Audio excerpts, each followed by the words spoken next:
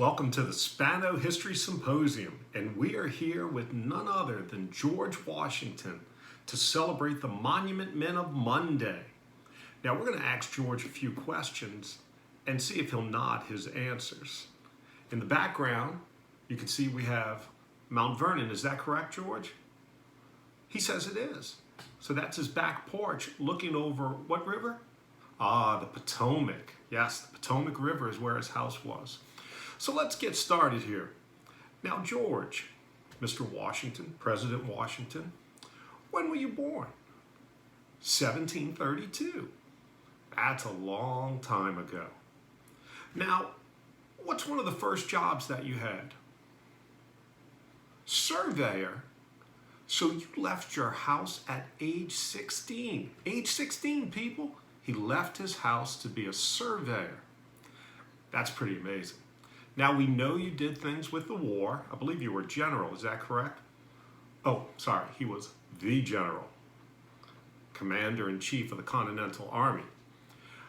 But we want to talk more a little bit about your presidency and afterwards. So when did you become president?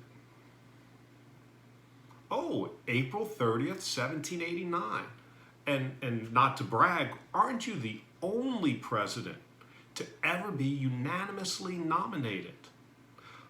That's pretty impressive. Not once, but twice. Now, what's one of the more interesting things that happened during your presidency?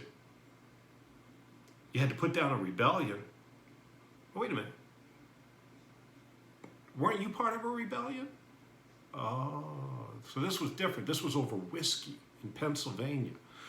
Apparently the farmers were not happy with paying taxes. Oh, that's correct, yes. And you had to send an army to put them down? Did you lead the army? No, you didn't? Okay. You know that has a connection with Louisiana, the Whiskey Rebellion. You didn't know that? Well, you know we have a haunted house in St. Francisville, the Myrtles. It was built by Whiskey Dave from the Whiskey Rebellion. That's amazing. Now, while you were president, wasn't there a big war between France and England?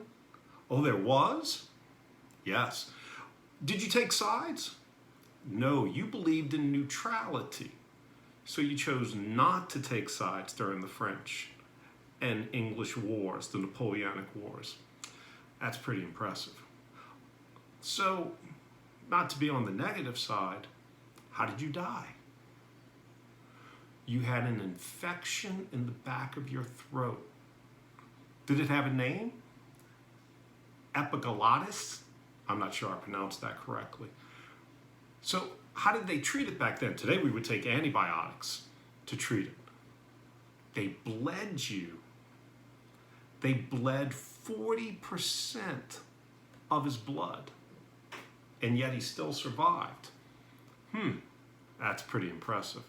Now, when you died, is it true that you directed your family not to bury you for 3 days? Oh, you were scared that you would still be alive. He was very afraid of being buried alive. Now, we don't want to end on such a negative note as your death. Your dogs. Weren't you a dog lover? In fact, he would breed hunting dogs. And didn't you give them very interesting names? What is one of their names? Sweet Lips. You named a dog Sweet Lips? Wow, that's crazy. And Madame Moose and Tippler? That's some interesting facts.